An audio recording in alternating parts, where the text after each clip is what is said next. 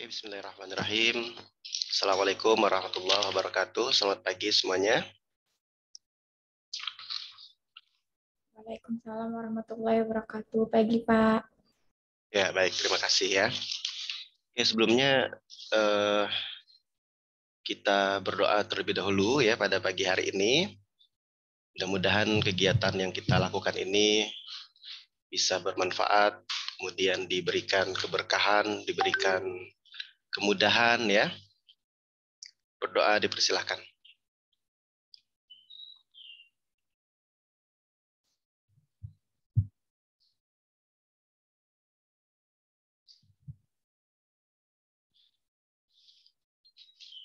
Berdoa selesai.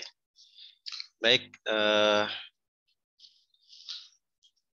mahasiswa sekalian ya. Sebelum kita lanjut, mungkin saya coba tes untuk suaranya dulu masing-masing ya.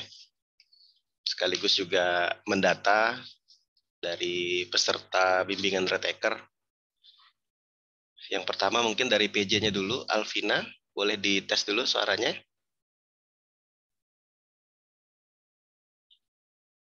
Ya. Tes, Pak. Ya, oke. Kemudian Adriana Agustin. Saya, Pak. Oke. Oke, yang ketiga Dwi Wulandari. Saya, Pak. Oke. Yang keempat Fitriana Lestari. Saya, Pak. Ya. Jangan lupa juga sambil mengisi presensi ya, ada yang dikirimkan oleh Alvina di grup itu. Frida.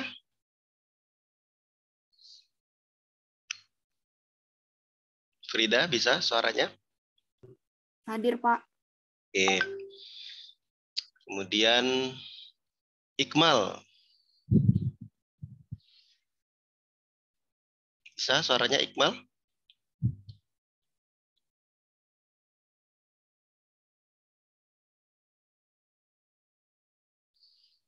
Iqmal, bisa suaranya?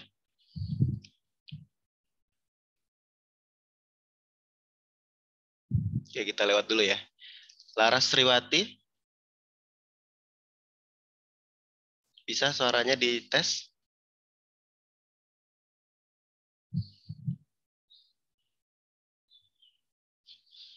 Laras Sriwati.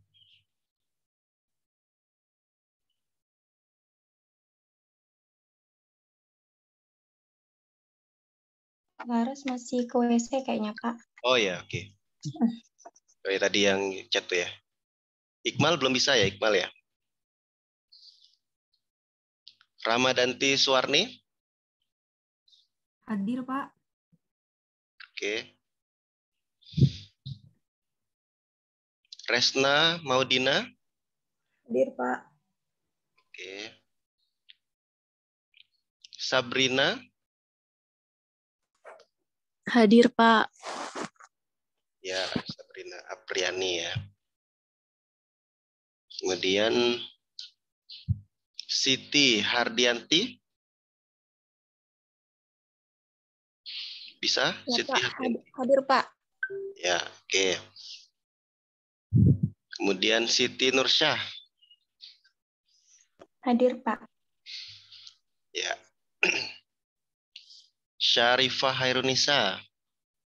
Hadir, Pak. Ya.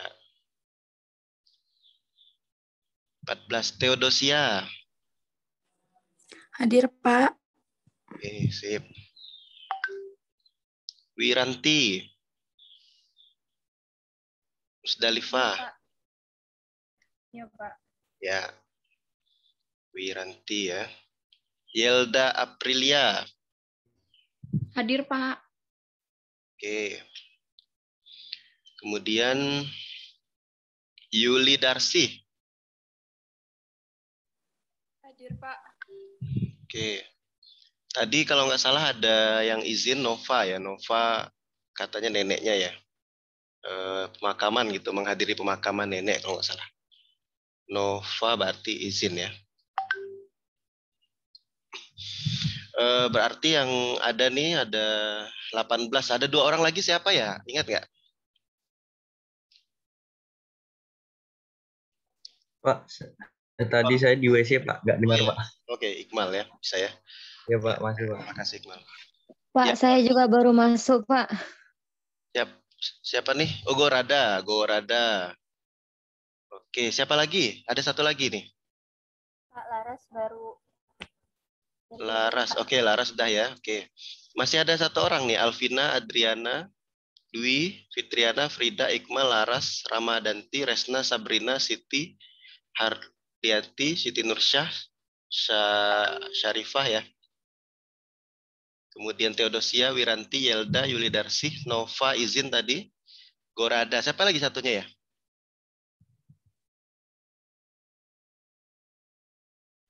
Kak Lady Febriana. Oh, Lady ya, Lady.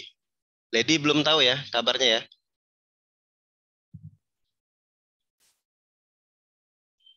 Ada yang tahu? Kalau Nova ada izin sih. Kalau Lady ada yang info dari temannya?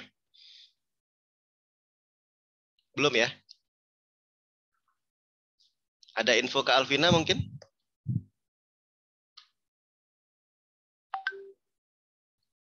Gak ada, Pak. Nggak ada, oke. Ya. Oke, kita lanjut aja ya.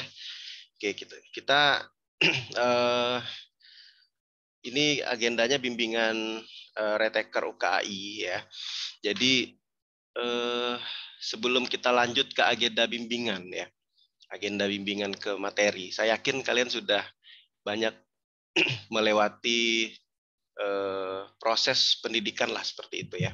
Dari perkuliahan, kemudian tryout, ujian-ujian ya, sampai kepada UKAI itu sendiri. Saya yakin sudah banyak sekali pengalaman yang sudah kalian dapatkan, baik itu soal ya, kemudian segala sesuatunya lah.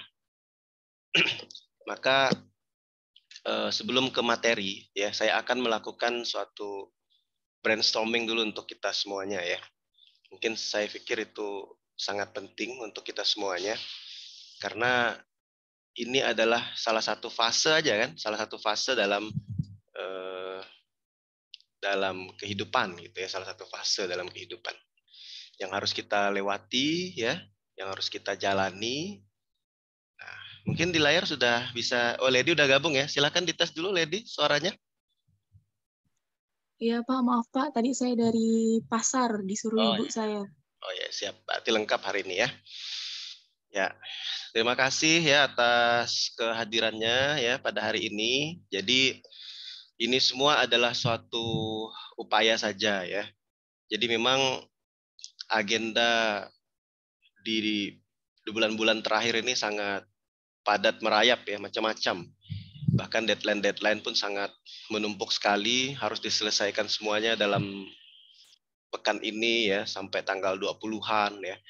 Nah, tapi memang itu merupakan komitmen lah ya, komitmen dari tim dosen ya, walaupun tidak semua dosen kan ya yang terlibat dalam bimbingan Reteker ini. Ya, karena yang bisa terlibat untuk sementara ya ini gitu. Ya, jumlah dosen yang bisa terlibat, kemudian ini juga merupakan satu komitmen bersama sebagai bentuk rasa tanggung jawab bersama gitu ya. Ya, di mana tujuannya tidak lain dan tidak bukan adalah untuk mahasiswa sekalian gitu. Jadi kita harus meluangkan waktu lah gitu ya. Baik itu yang membimbing ya, baik itu mahasiswa. Jadi kita sama-sama meluangkan waktu. Nah, untuk proses bimbingan ini harapan kita adalah yang terbaik lah untuk mahasiswa apoteker rentan gitu.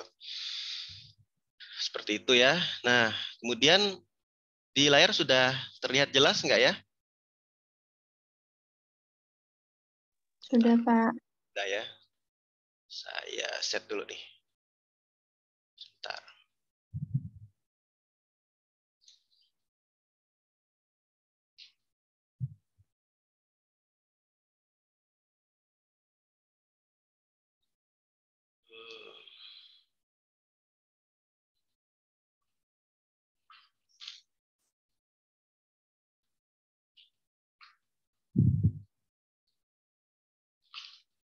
Sebentar ya, saya coba stop share dulu.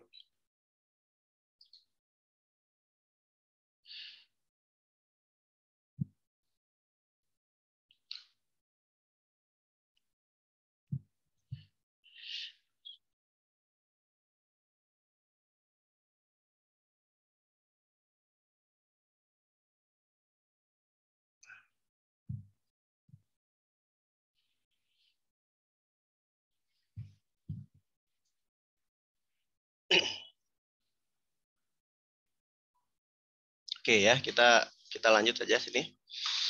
Nah, jadi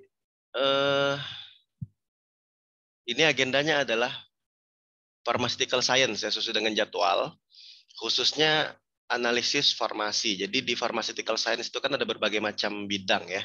Salah satunya adalah analisis farmasi.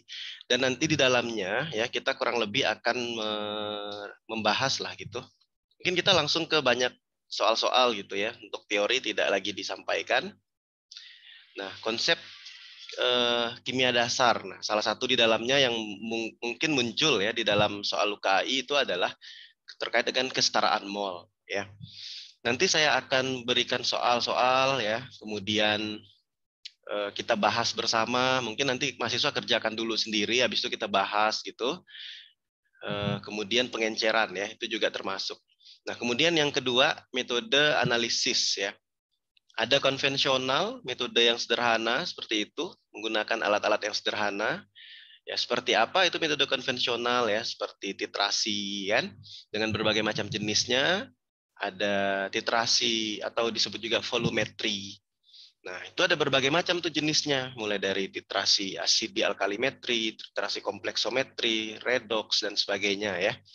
Dan juga selain volumetri atau titrimetri, itu ada gravimetri. Maaf Ya. Pak, suara Bapak Oh ya, pecah. putus ya? Ya, sekarang terdengar jelas? Ya Pak, suara Bapak putus-putus. Oh ya, sekarang masih putus nggak? Masih putus nggak tuh?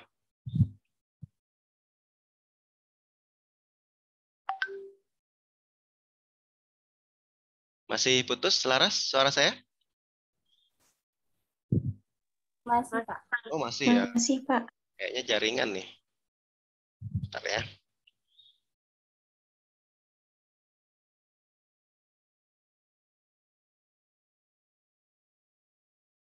Yes.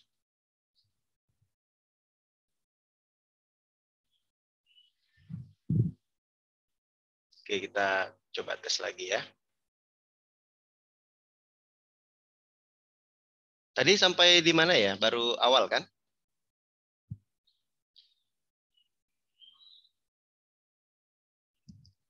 Oke, boleh dicoba lagi. Suara saya terdengar lagi jelas?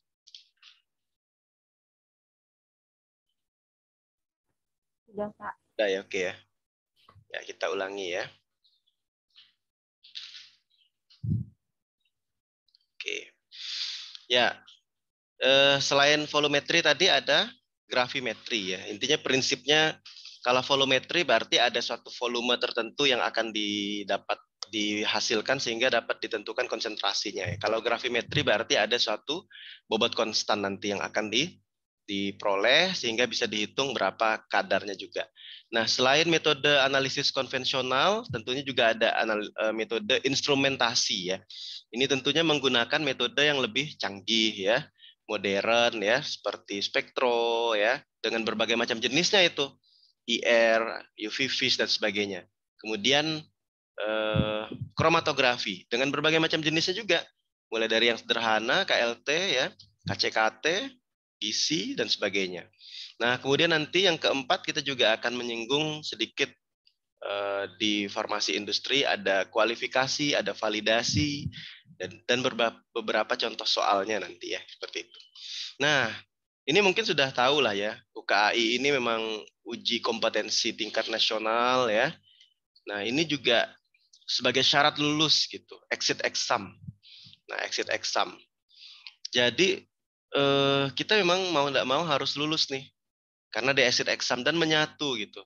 Kalau dulu sebelum exit exam, kalau yang tidak lulus UKAI, ini bisa kalau dia udah lulus akademik ya, tapi tidak lulus tidak lulus UKAI, maka dia dibebaskan statusnya dari kampus gitu. Jadi dia sudah mendapatkan ijazah karena dia sudah menyelesaikan pendidikan, namun dia belum lulus UKAI, jadi dia sudah dapat ijazah dulu itu.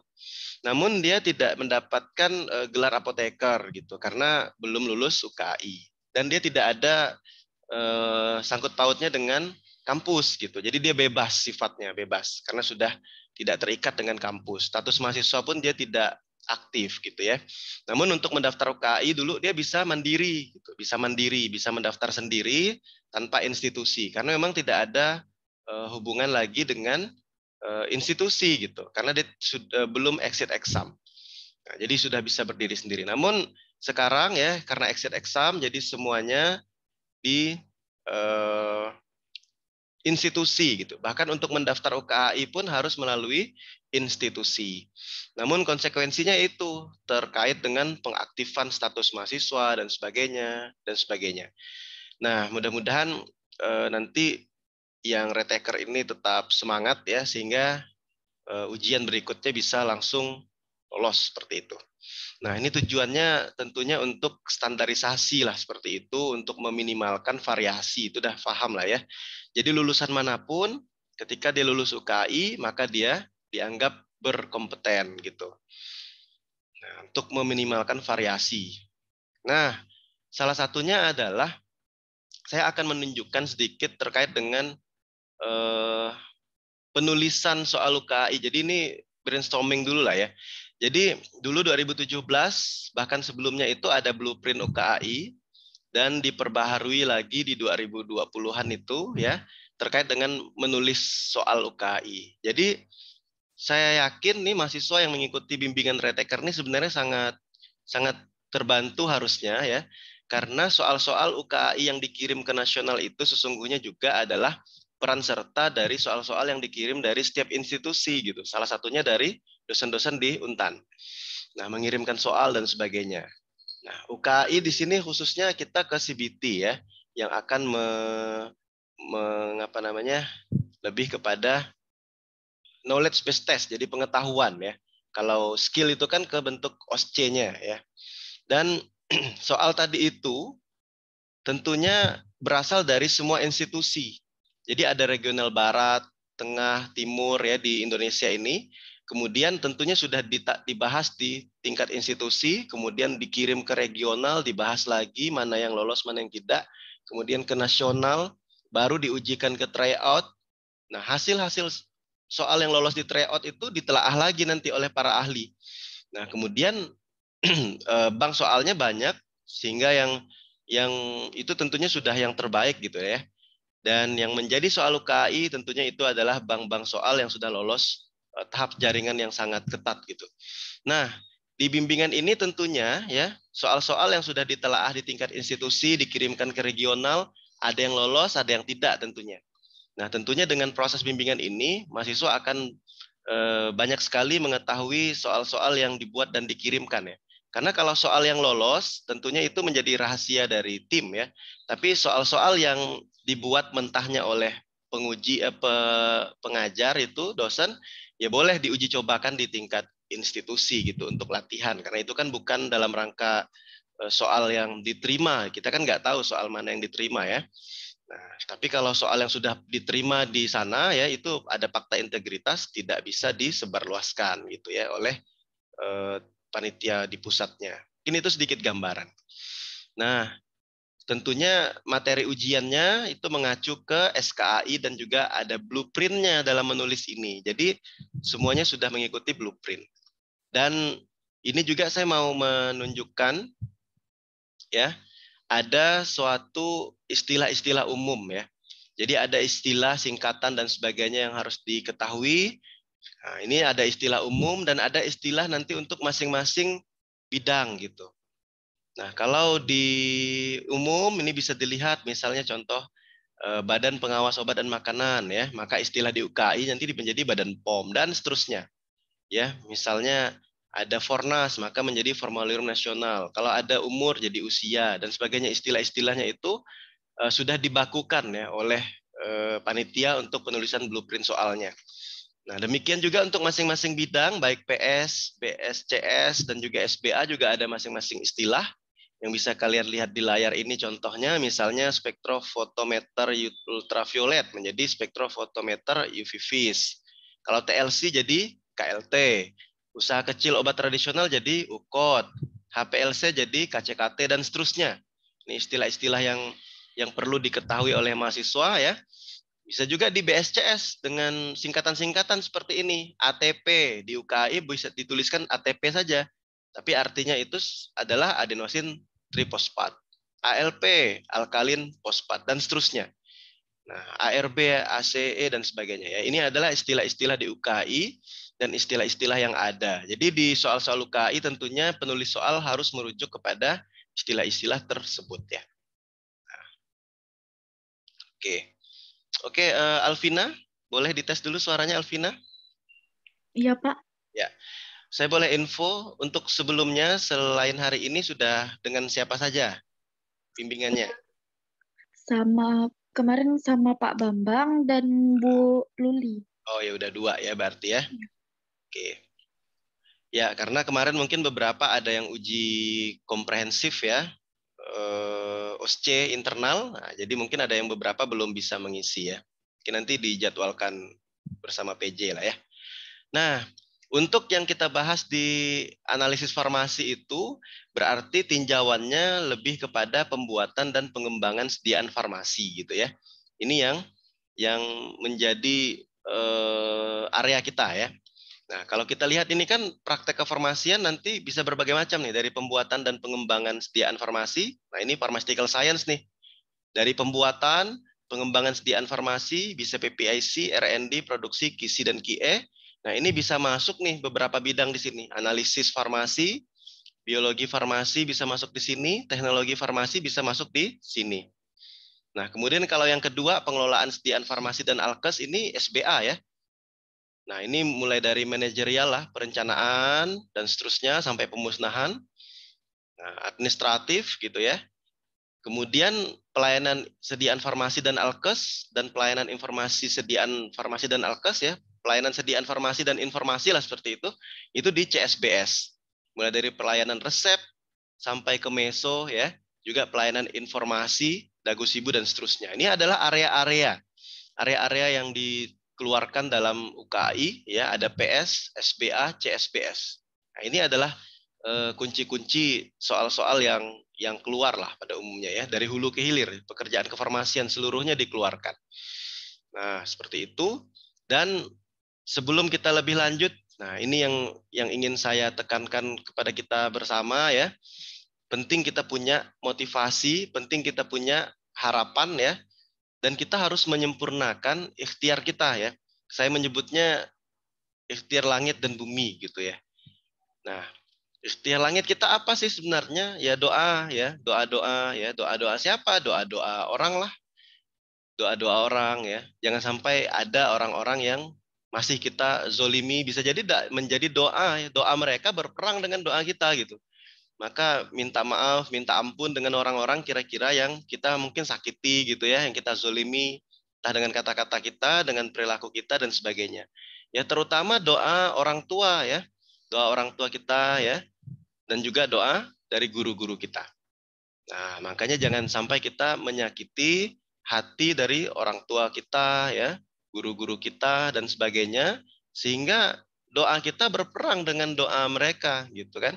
Kalau mereka tidak ridho dengan kita, karena sesungguhnya keridhaan Allah juga kan tergantung keridhaan orang tua ya. Nah, kalau ikhtiar bumi ini yang bisa kita lakukan, yaitu dengan belajar ya, bimbingan seperti ini. Ini kan dalam rangka memaksimalkan ikhtiar bumi. Nah, kalau kita lihat di sini ya, Allah tidak akan mengubah keadaan nasib satu kaum sebelum mereka mengubah keadaan diri mereka sendiri kan gitu. Nah, ini juga yang perlu kita camkan bersama ya. Nah, harus semangat kita dalam belajar ini. Saya yakin mahasiswa sekalian selain belajar bimbingan ini juga tentunya sudah belajar mandiri ya. Juga berdasarkan riset dari pertemuan nasional kemarin ya, mereka itu di kampus mereka ada mentor ya, peer mentor. Jadi sesama mereka itu saling belajar mengajarkan. Ternyata itu efektif gitu. Sesama mereka yang memiliki kelebihan, bahkan yang sudah lulus itu ngajarkan teman-temannya dalam bentuk mentoring gitu, peer group lah itu ya, teman teman sebaya saling mengajarkan. Ternyata itu sangat efektif untuk meningkatkan pengetahuan mereka sehingga bisa melewati ujian-ujian itu dan peningkatannya tinggi gitu untuk kelulusannya. Itu bisa dicontoh, silakan bisa dibentuk kelompok belajar mandiri. Nah, kemudian ini juga yang harus kita hindari. Ya. Kadang kesuksesan, nah itu punya rasa bangga ya, sampai kita lupa diri. Nah, apa itu? Sombongan. Nah, ini yang jangan sampai ada di dalam diri kita itu sedikit pun rasa sombong gitu. Nah, karena kesombongan itu menolak kebenaran dan merendahkan manusia. Macam-macam lah yang bisa kita sombongkan. Entah dengan strata kita ya, dengan usia kita, dengan gelar kita, dengan ilmu kita, dengan kekayaan kita, dengan segala macam. Nah, itu ya. Itu yang harus kita hindari karena memang kita dilarang untuk bersikap sombong ya. Kemudian berjalan dengan angkuh di muka bumi ya, membanggakan diri dan sebagainya. Sampai kita lupa gitu siapa hakikat dari diri kita sendiri. Kita selalu merasa sempurna gitu ya, merasa benar, merasa lebih di atas orang lain, kemudian memandang dirinya itu berada di atas orang lain. Itu tidak mau melihat orang lain.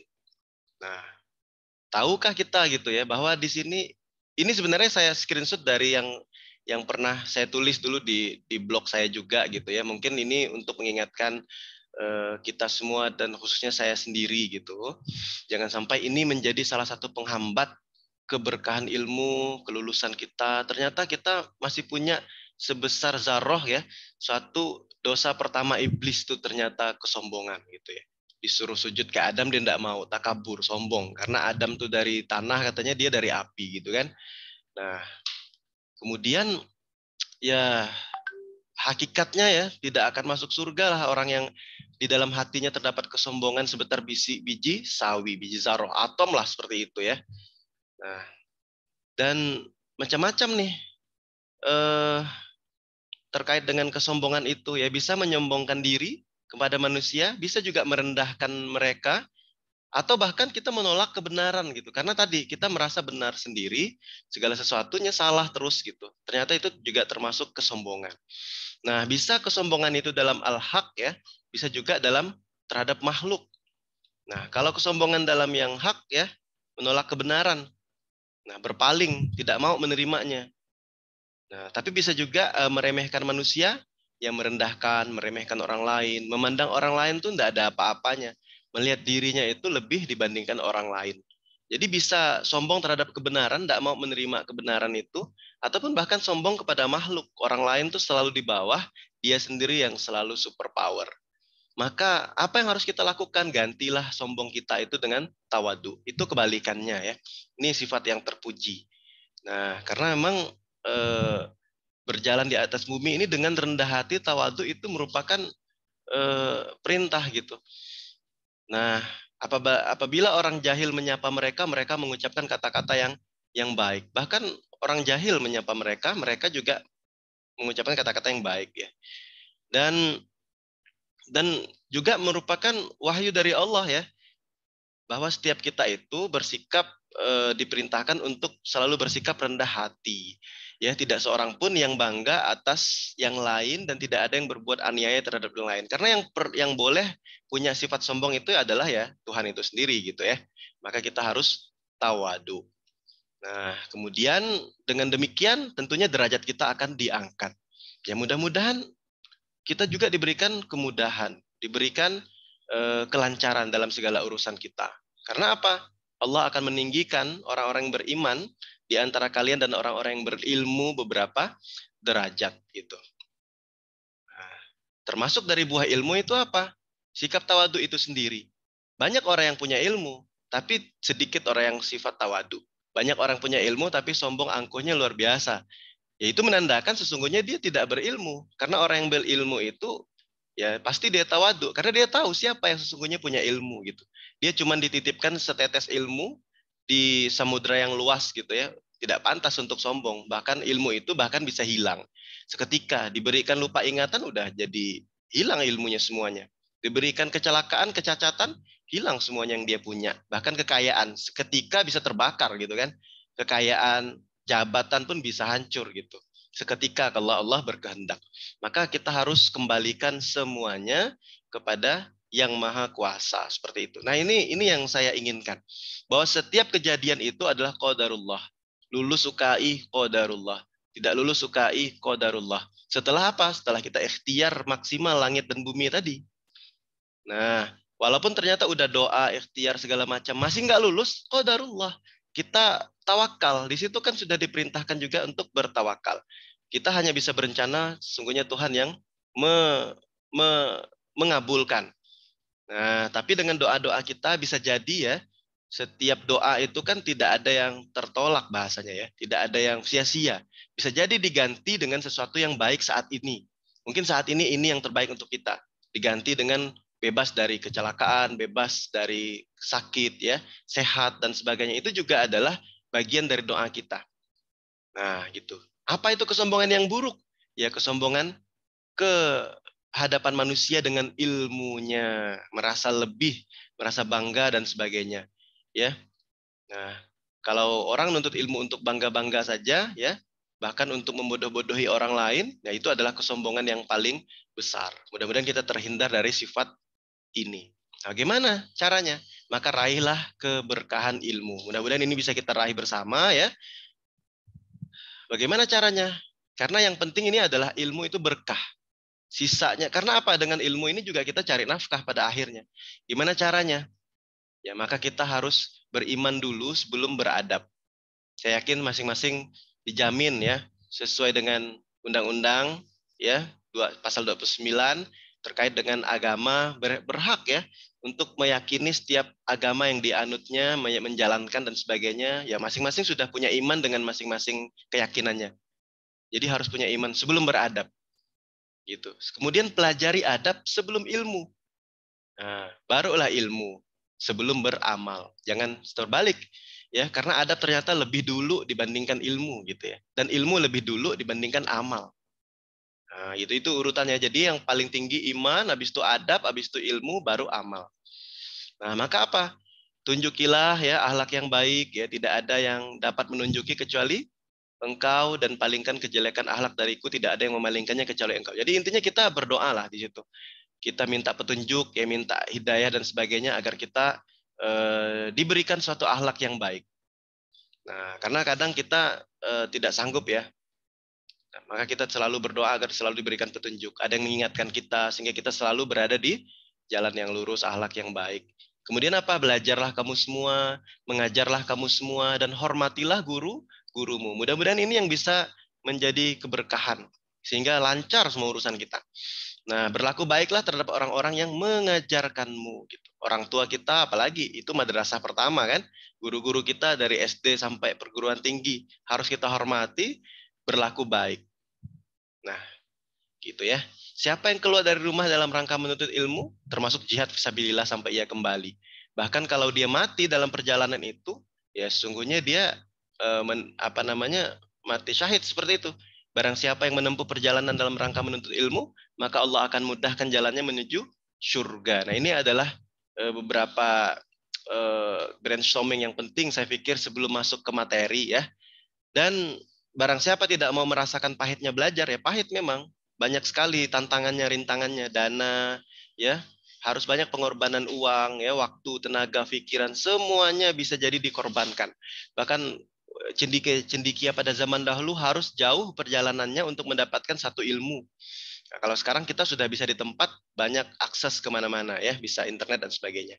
Nah, ia akan merasakan hinanya kebodohan sepanjang hidupnya kalau dia tidak mau merasakan pahitnya belajar. Maka Allah akan tinggikan derajat orang yang berilmu dan beramal. Nah, itu mudah-mudahan bisa menjadi brainstorming untuk kita semuanya ya, dan bisa dicamkan untuk kita semuanya. Harapannya kita bisa meraih keberkahan ilmu sehingga urusan kita dipermudah. Mudah-mudahan salah satunya urusan yang dipermudah adalah lulus UKI.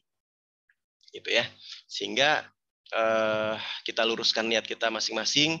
Kalau ada rasa-rasa yang mengganjal di dalam hati kita, kita keluarkan.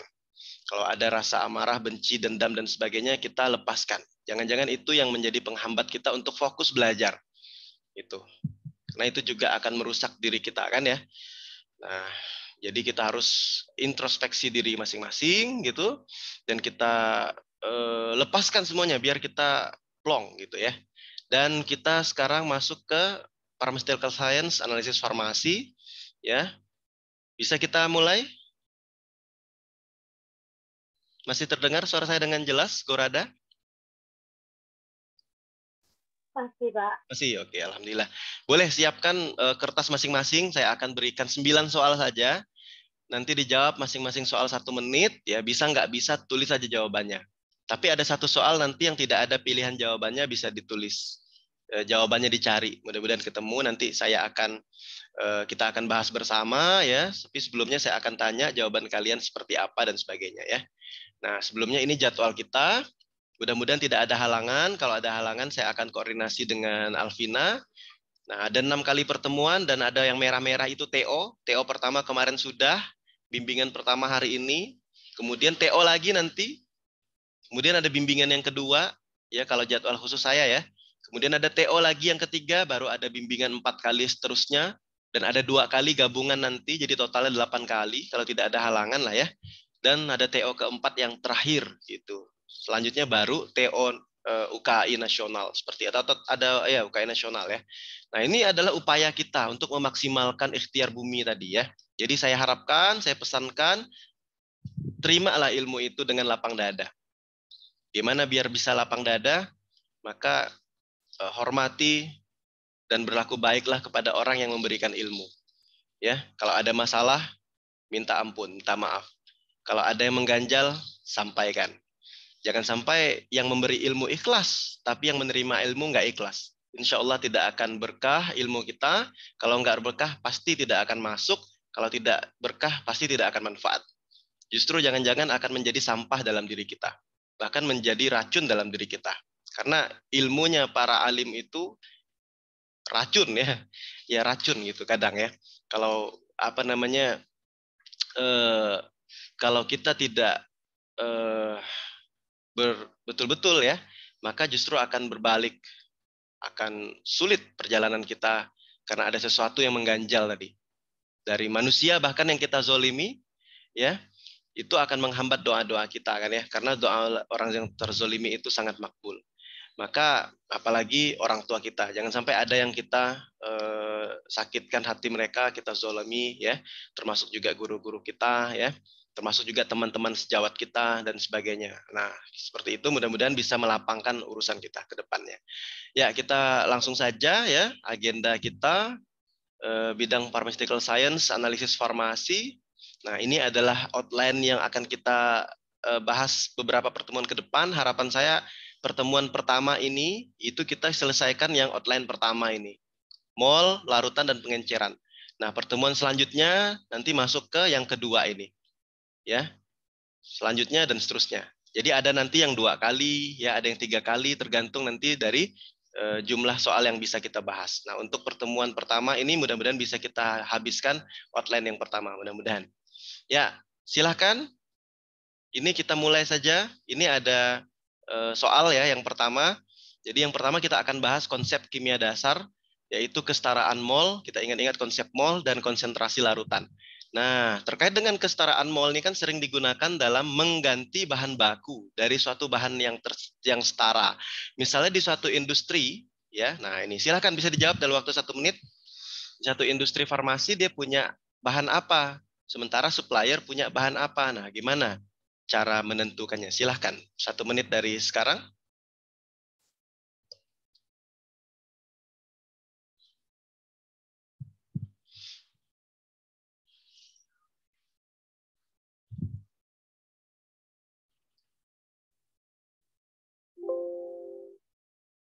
Sorry.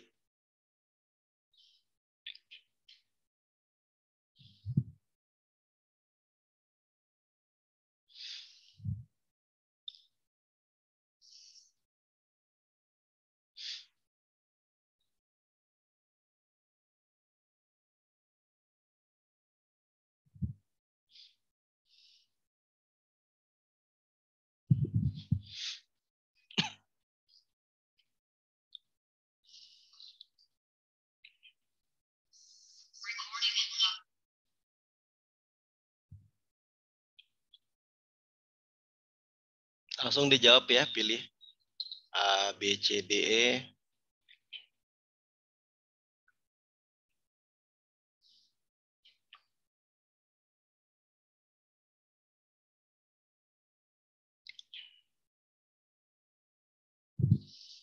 Oke, saya lanjut. Yang kedua.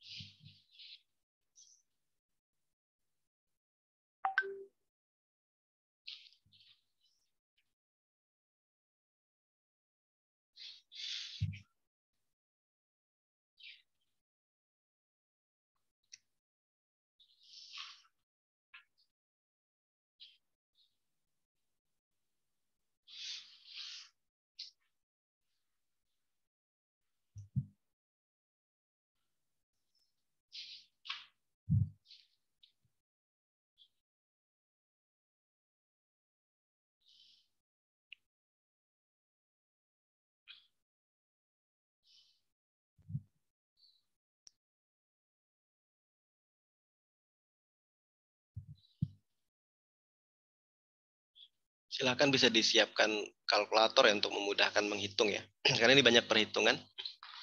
Oke, selanjutnya yang ketiga.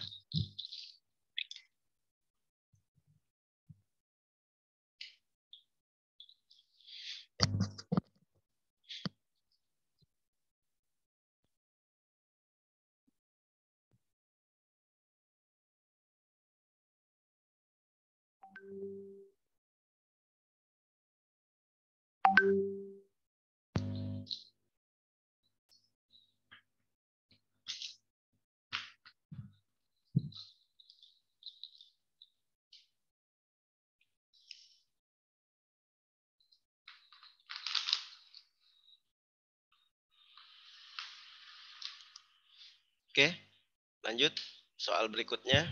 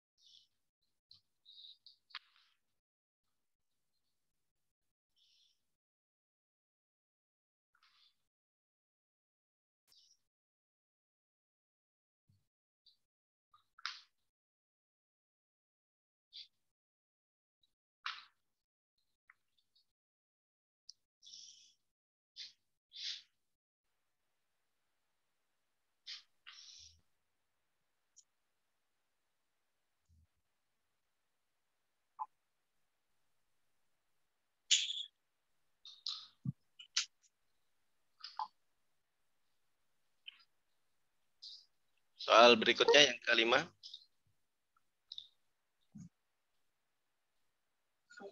Sumpah Bapak. Udah nggak kuasa.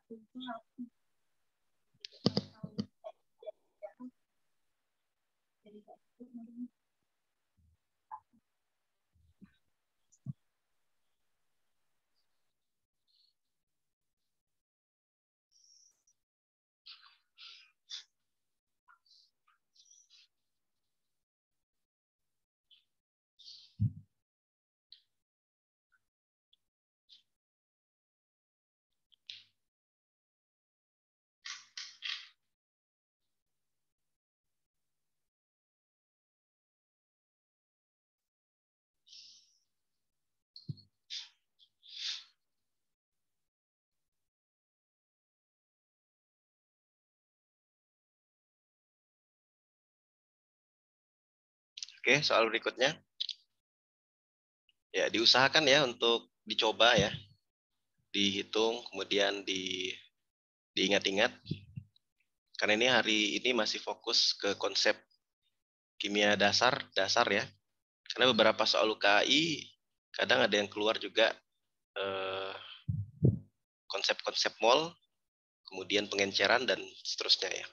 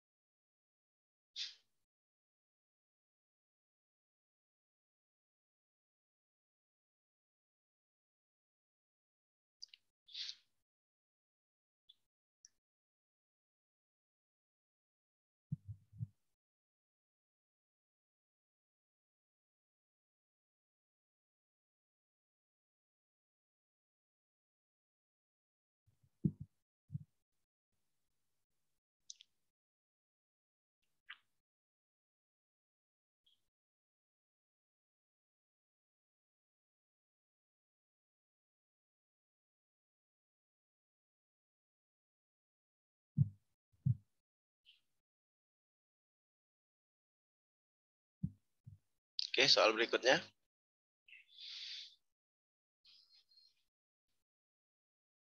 Ya, ini tidak ada pilihan jawabannya. Silahkan bisa dihitung ya.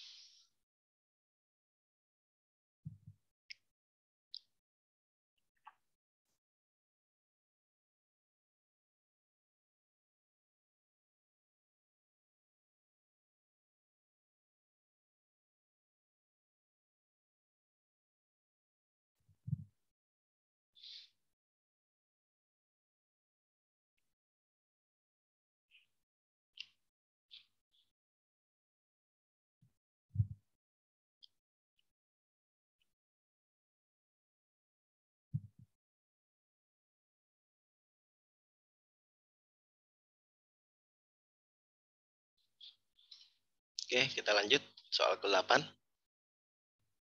Ini masuk ke pengenceran ya. Sederhana saja.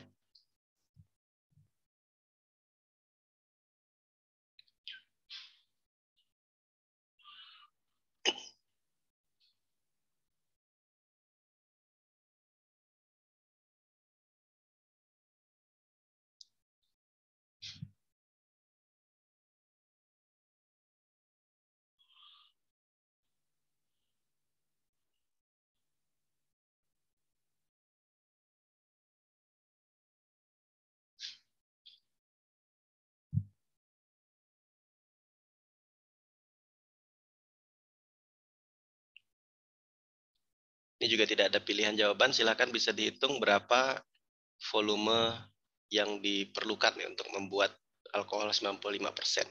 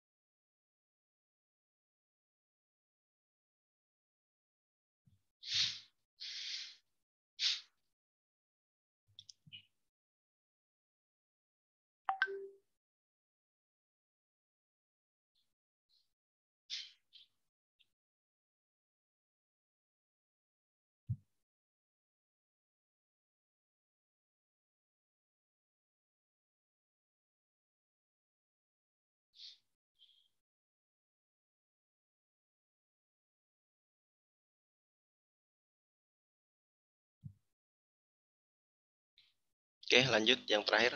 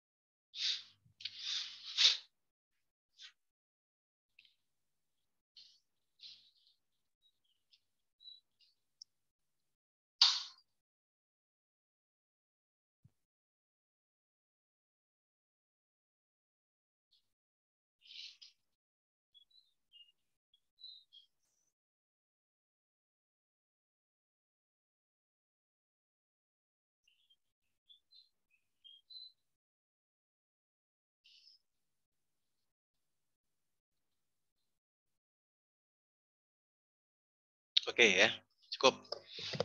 Ada 9 soal tadi dalam waktu kurang lebih 1 menit setiap soal ya. Silahkan yang pertama saya minta dulu dari Lady. Lady, coba tes suaranya Lady.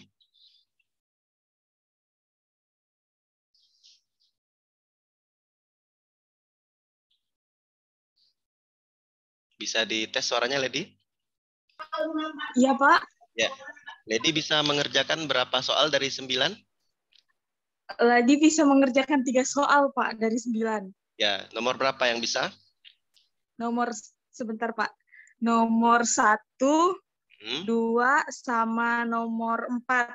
1, 2, dan 4 ya. Oke, coba nomor 1. Nomor 1, coba kita tampilkan nomor 1. 1, 2, dan 4 ya.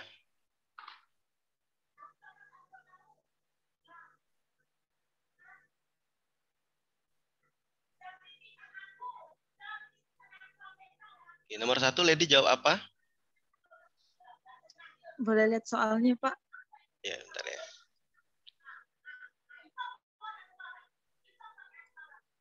Ini ya, nomor 1 ya. Ya, satu lady dapatnya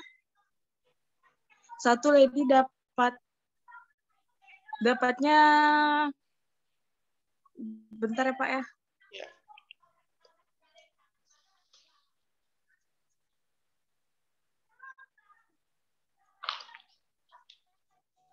Lady dapatnya 9,33, Pak. B.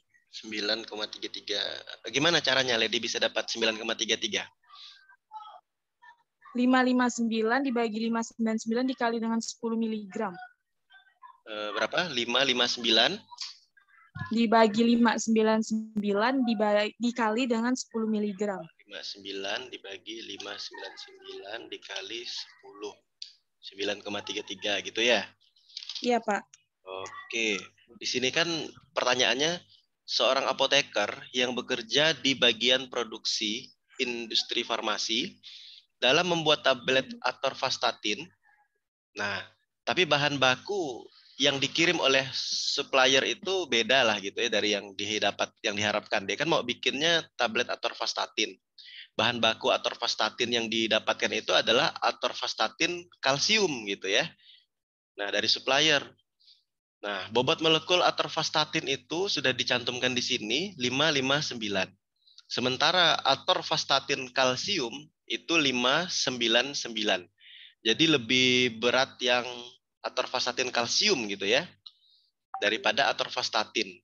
Nah, sehingga kan di sini mau dibuat atorvastatin yang setara dengan 10 mg. Berarti pertanyaannya, karena atorvastatin kalsium yang datang sebagai bahan bakunya bukan atorvastatin gitu ya, tapi yang datang adalah atorvastatin kalsium, maka berapa miligram atorvastatin kalsium yang harus disiapkan apoteker yang setara dengan 10 miligram atorvastatin. Gitu ya. Jadi yang ditanya adalah berapa miligram atorvastatin kalsium. Berarti ini kan sebenarnya adalah konsep mol ya, konsep mol, yaitu perbandingan mol. Konsepnya sangat sederhana ya, perbandingan mol, ataupun bisa juga dikatakan perbandingan senilai saja ini. Nah, tadi dijawab oleh Lady adalah 933, yaitu atorvastatin dibagi dengan bobot molekulnya atorvastatin kalsium gitu ya. Jadi 559 dibagi 559 baru dikali dengan 10 mg atorvastatin yang ingin dibuat. Nah, jawabannya tadi B, Lady. Nah, bagaimana dengan teman yang lain? Ada pendapat nggak yang berbeda? Silahkan. Saya harapkan bisa memberikan pendapat. Kalau ada perbedaan pendapat ataupun justru sama, boleh ya. Silahkan. Ada yang beda? Dari 20 orang?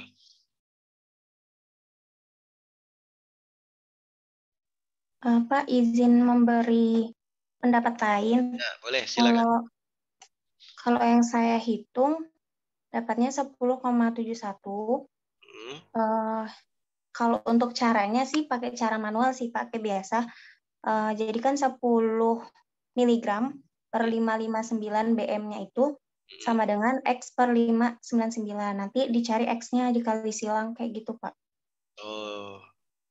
Jadi coba diulangi 10 10 mg per BM-nya yang atorvastatin itu 559 sama dengan X per BM yang atorvastatin kalsium yang 599. Jadi X-nya didapat 10,71 mg.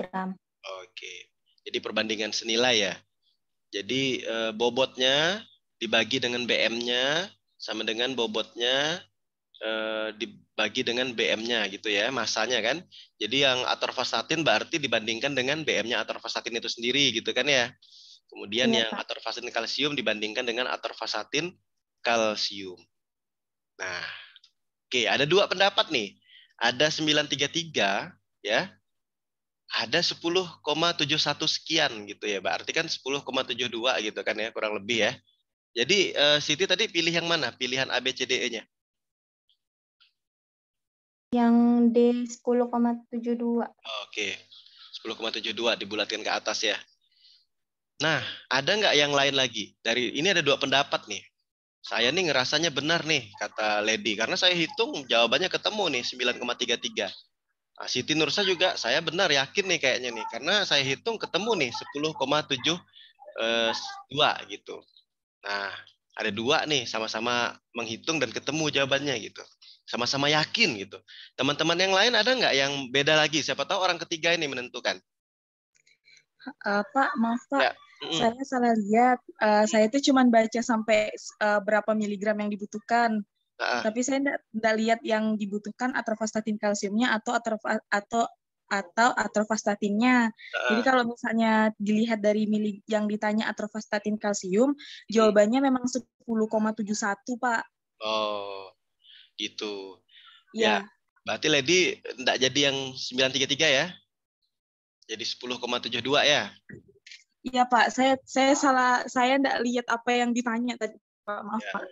Oke. Ya, kita kan belum tahu nih mana yang benar, mana yang salah, belum tahu ya. Yang lain ada nggak pendapat yang lain? Coba saya tanya siapa ya? Theodosia. Theodosia apa jawabannya? Gimana Theodosia? Iya, Pak. Ya, jawabannya apa?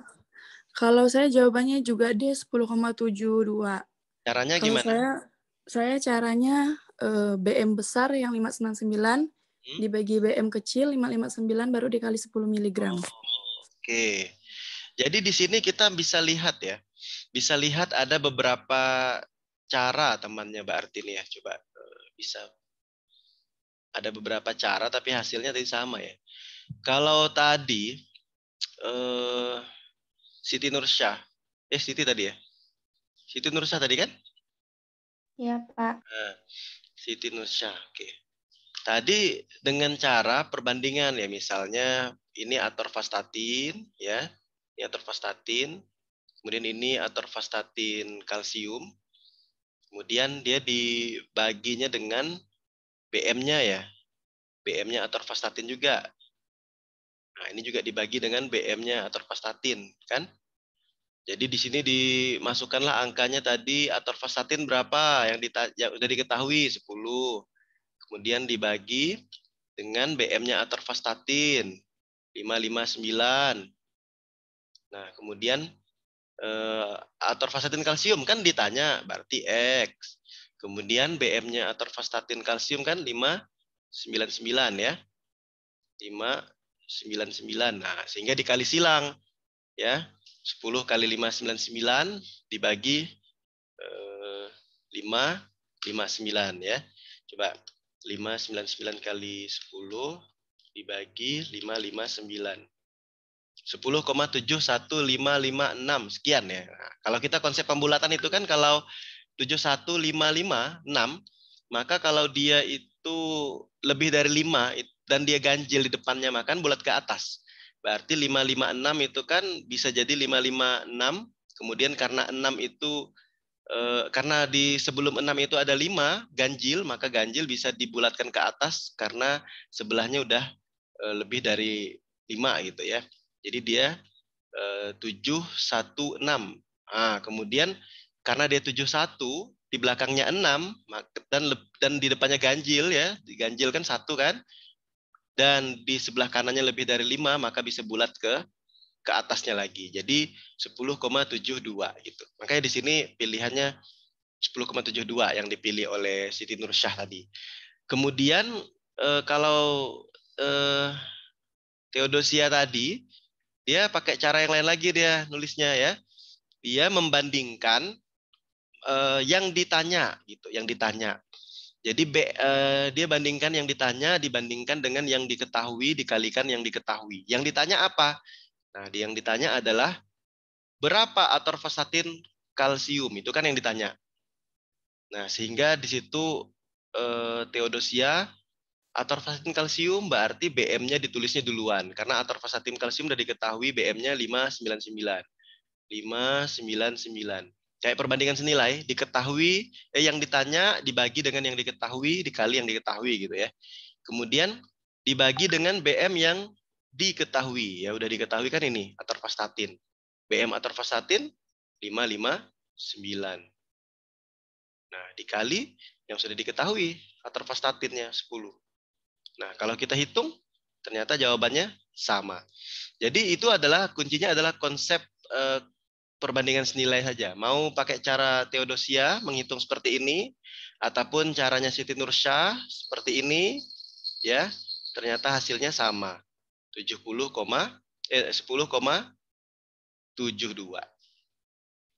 Nah, inilah uniknya soal UKAI.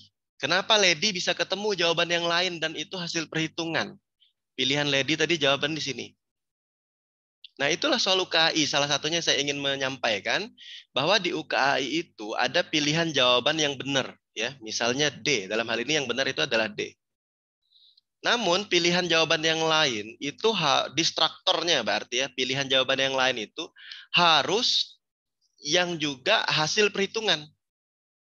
Kira-kira kalau mahasiswa salah masukkan rumus, rumusnya betul, salah masukkan angka, jawabannya ketemu. Seperti contoh Lady tadi. Contoh ya Lady ya. Nah, 933. Wow, ketemu dan yakin jawaban ini benar karena sudah ketemu jawabannya. Padahal belum tentu. Gitu. Setelah lihat jawaban yang lain ternyata kita ada yang kurang teliti. Nah, itu juga faktor yang penting, ketelitian. Dan pilihan jawaban bisa jadi setiap pilihan jawaban itu adalah sudah ada perhitungannya. Diperkirakan oleh pembuat soal. Nah, itu uniknya. Soal-soal yang baik itu seperti itu. Salah satunya ya. Jadi setiap pilihan jawaban yang salah itu adalah distraktor. Bisa jadi jawaban itu yang muncul dari hasil perhitungan yang keliru. Entah salah masukkan angka, terbalik masukkan angka, terbalik rumus, dan sebagainya ketemu gitu. Yang diperkirakan penguji, yang diperkirakan pembuat soal itu adalah kemungkinan peserta itu akan salah ngitung. Kalau salah ngitung dia ketemu. Nah, itu menunjukkan bahwa betul-betul dia paham konsep gitu. Nah, itu ya.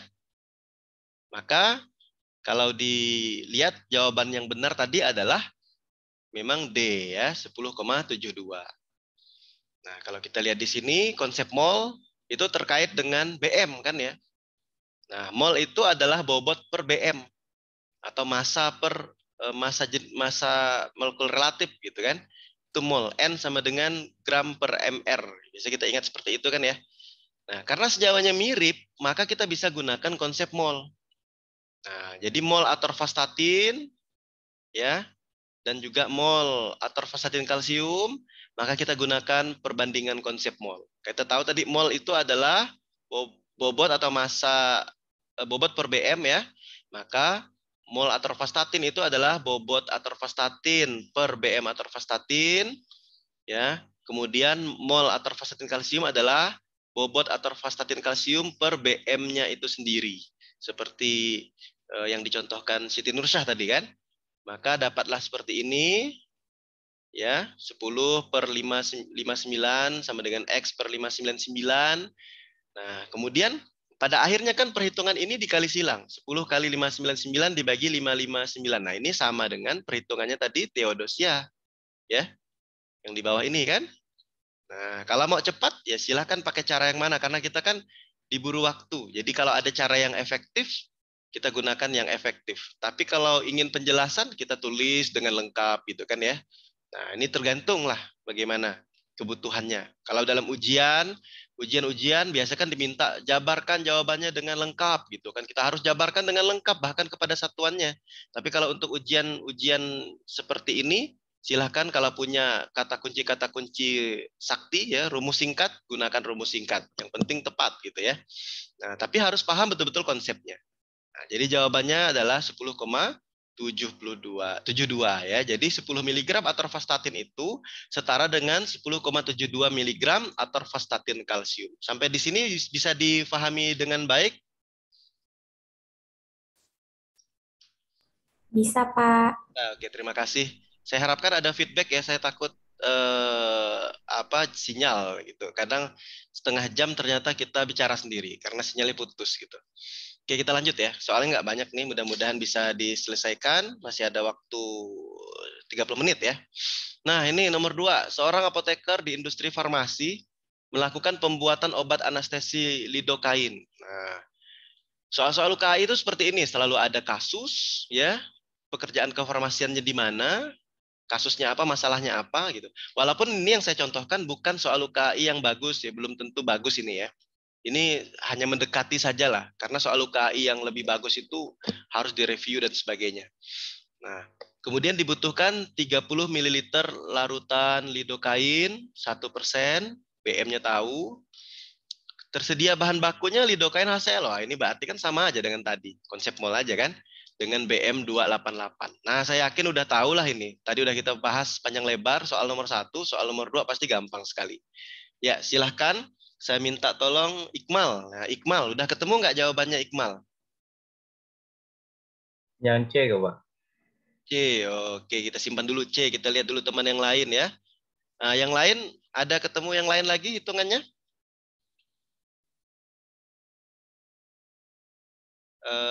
Siapa ya? Alvina. Alvina ketemu berapa jawabannya ini? C juga, Pak. Oh, C juga. Bisa nggak Iqmal jelaskan? Ternyata ada teman pendukungnya nih. Iqmal dapat C gimana caranya Iqmal tadi? Yang ditanya tuh Pak, BM lidokain yang ditanya kan besar tuh Pak. Ya. Yang BM 288 dibagi sama BM yang ditentuin tuh tadi Pak 234. Oh, ya. Kalikan sama 30 mili sama persennya diubah Pak. Kali 30 mili. Persennya diubah apa itu? Ke ini Pak. Ke mili kalau nggak salah. Oh. Coba ini dihitung dulu nih berapa nih? 3,6. Oh, 36,9 berapa gitu Pak. Nanti ubah MG-nya. Oh, ubah persen. Nah, persen itu kan artinya apa persen tuh? Per 100 Pak. Oh, 1% itu kan sama dengan 1 gram per 100 mili gitu ya? Persen tuh ya? Kalau kita hitung ini berarti kan ini dapatnya 36 ya tadi ya? 0,9 gitu kan ya? Iya, Pak. Oke. Ini lidokain 1%. Nah, dia dalam persen masih. Tapi yang ditanya ini dalam miligram. Kan? Kita dapatnya segini. Nah, ini BM kalikan mili. Berarti kan 36,9. Sementara yang ditanya itu adalah miligram. Jadi bagaimana nih? Nah, maka kita lihat dulu tadi seperti yang Iqmal sampaikan. Persentase 1% itu kan sama dengan, ini konversi, berarti kita harus tahu tentang konsentrasi dan konversi satuan konsentrasi gitu kan ya. Kalau 1% itu kan 1 gram per 100 ml. Nah, berarti 1 gramnya itu sama dengan 100 ml. Nah, kemudian kalau X gramnya, berapa X gramnya tadi diketahui? 30 ml tadi diketahui. Nah, tadi sudah kita hitung kan ya. 288. Sebentar. Nah, ini X-nya sama dengan 30 per 100. Jadi dibandingkan ya. Tadi 30 ml itu lidokain kan. 30 ml, 30 per 100 kali 1 gram. Jadi ini dia dikonversinya ke gram dulu. Karena dia masih satuan. Satuan volume. Nah, satuan volume. Jadi dia dikonversi dulu ke satuan gram. Nah, caranya adalah dibandingkan lagi. Karena X gram itu 30 ml. 30 ml itu punyanya lidokain. Kemudian dibandingkan dengan 100 ya. Maka dikali 1 gram dapat 0,3 gram. Nah, kemudian selanjutnya dibandingkan. Ya. Tadi kan X gram 30 mili. Nah, kira-kira berapa X gitu kan, dia mau tahu X tadi, X ya. Berarti ini kan hanya perbandingan senilai aja ya. Perbandingan senilai. 1 gram diketahui sama dengan 100 ml karena 1%. Berarti kalau 30 mili, berapa gram X-nya? Itu kan perbandingan senilai kan. Maka dia dengan cara yang ditanya 30 per yang diketahui 100 dikali 1. Kayak tadi konsepnya. Sehingga dapat 0,3 gram. Nah, sampai di sini bisa dipahami ya, ini hanya perbandingan senilai saja untuk mencari konversi dari volume ke gram. Gitu. Kemudian kalau sudah dapat konversinya, berarti kalau 1 gram itu sama dengan 100 ml, berarti kalau 30 ml berapa gram? Nah, udah dapat hasil perhitungannya adalah 0,3 gram. Sekarang, karena yang ingin diketahui berapa miligram ya lidokain HCl, maka lidokain HCl, BM-nya sudah diketahui, dibagi dengan BM lidokain, nah kemudian dikali dengan yang sudah diketahui masanya. Dalam gram tadi 0,3 gram ya.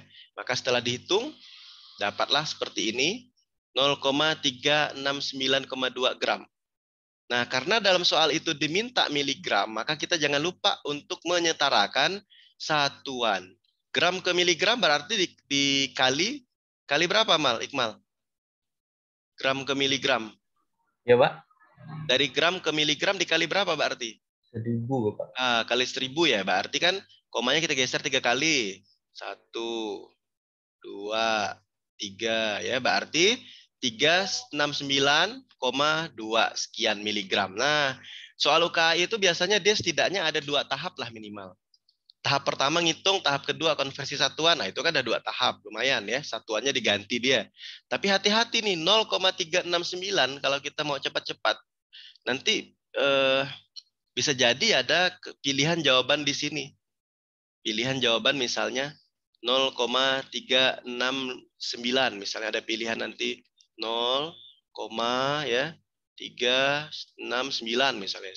Padahal kita belum selesai, satuannya belum kita ganti. Nah, bisa jadi pilihan itu seperti muncul ya. Nah, padahal harusnya setelah dikonversi satuan, dia adalah 369,23.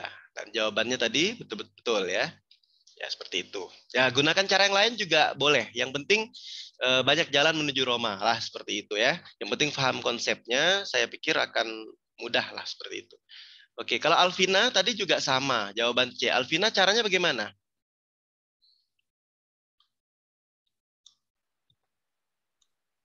Sama Pak, kayak cuma saya di itu perbandingannya pakai yang nilai BM-nya, BM yang 234 per 288 sama dengan 30 per X gitu. Sisanya iya. Oke, sama. Jadi intinya sama dengan tadi. Cuman ini kita bolak-balik ada caranya. Bisa seperti ini kayak tadi yang dicontohkan Nursyah ya. Bisa seperti ini tadi, disetarakan dulu persennya ya, volume ke gram, atau kita mau cara yang gampang ya, yaitu berapa tadi? 2, 3, 4 ya. Sebentar, yang diketahui ini kan 30 mili. Nah, ada yang diketahui. Jadi kita bandingkan misalnya 2, 3, 4, BM-nya dibagi dengan volume. Volumenya kan udah tahu. Nah, sama dengan 288, BM-nya udah tahu. Yang ditanya adalah ini ya, X gini ya, Alvina ya? Iya, Pak. Nah, kemudian kan belum selesai nih. Misalnya 30 dikali 288 sama dengan dibagi 234. Baru dapat 36,92 hasilnya. Habis itu, diapakan lagi X-nya ini? Diapakan lagi tadi? Oh, hasilnya kan 36,92. Iya, terus itu, diapakan lagi? Itu kan diketahuinya cuma pakai persen. Persen 1%. Nah, 1% itu 1 mili per 100 gram. Nah, bentar, Pak. Atau bisa jadi tadi karena udah ada angka 36,9 kalian langsung pilih C gitu ya? Langsung pilih, Iya. Ah, itu. Ya. Nah, ini salah satu soal UKI yang kurang baik nih memang. Ya. Jadi sekali hitung jawaban bisa ditebak gitu pilihannya. Tapi ingat, mesti diingat juga kadang belum tentu ya. Karena ini distraktornya di sini saya tidak tambah. Saya bisa tadi tambah distraktor di sini misalnya 36,9. Nah, kalau saya timpan distraktor di sini 36,9 mg, kalian pasti akan pilih itu. Atau bahkan Iqmal tadi bisa jadi nih, pasti kalian pilih itu. Nah, bisa terkecoh, kan? Tapi di sini saya mau coba, kalau distraktornya begini ya bisa ditebak C langsung. Tapi ternyata tadi belum selesai sesungguhnya. Nah, gitu. Mau hati-hati ya. Hati-hati. Karena kalau dalam soal UKI yang direview betul-betul masuk, tentunya distraktor itu akan muncul nih. 36,9 ada, 0,39 ada, 396, sekian ada, berapa ada. Jadi rumus yang dibalik-balik itu muncul. Nah, itu mau hati-hati. Kebetulan di sini distraktornya ya tidak tidak muncul ya. Jadi bisa ditebak ke C. Ya, ini karena memang soal UKI yang belum baik ya. Karena belum direview dan sebagainya. Tapi memberikan gambaran lah seperti itu. Oke ya, itu yang ingin saya tekankan. Jadi jawabannya C, perlu diperhatikan tadi, satuan dan sebagainya. Dan distraktor harus diwaspadai, distraktor. Nah, ya. Nah, sekarang kita soal ketiga tadi tentang larutan. Jadi kalau tentang larutan, itu ada kita membuat larutan itu dari solid, dari padatan. Ya. Nah, gimana caranya membuat larutan dari padatan? Biasanya itu diketahui dalam persen, tapi diminta konsentrasi dalam molar. Berarti kita harus tahu bagaimana mengkonversi satuan konsentrasi, ngubah dari satuan ke satuan yang lain. Nah, kita tahu rumus molaritas itu kan gram per mr kali 1000 per mililiter. Kalau kita buat larutan dari padatan, karena buat larutan itu bisa juga dari larutan yang pekat kan ya. Kalau buat larutan dari padatan, maka ada suatu zat, itu kita harus timbang. Berapa yang harus kita timbang untuk membuat suatu volume tertentu. Nah, kita tentunya timbangnya dengan raca analitik ya, dan kita buat volumenya dengan suatu labu ukur. Kan gitu. Jadi berapa yang ditimbang untuk dibuat suatu konsentrasi larutan tertentu dalam sejumlah volume tertentu.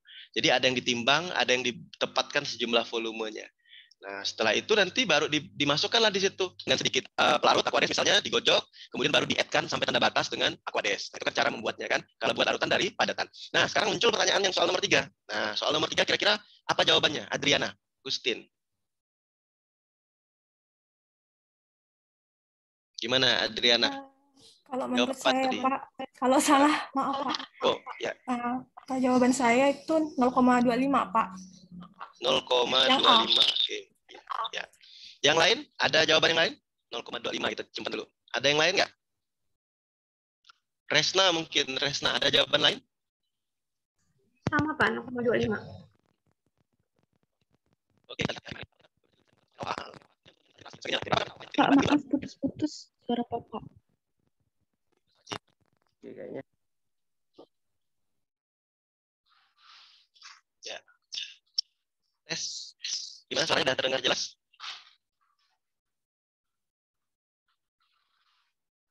Bisa diterima dengan baik suaranya? Masih putus-putus. Putus.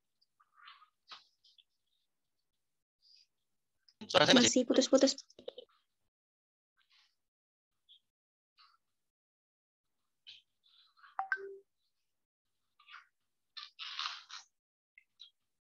Oke, sebentar ya.